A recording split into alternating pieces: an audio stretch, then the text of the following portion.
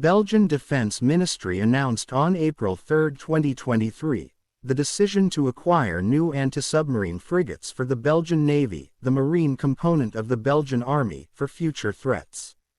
Belgian Defense Minister Ludovine de Donder stated that the Council of Ministers had given the green light to the acquisition of two anti-submarine warfare (ASW) frigates as part of a binational program that will lead to the construction of 4 units, 2 of which will serve with the Royal Netherlands Navy. 2 frigates will cost about €2 billion more expensive than previously planned in 2018. The first vessel will enter service in 2030. The increase in budget is partly due to inflation. However, another part is due to the Belgian Defense Ministry's decision to fully equip the frigates with armament and sensors.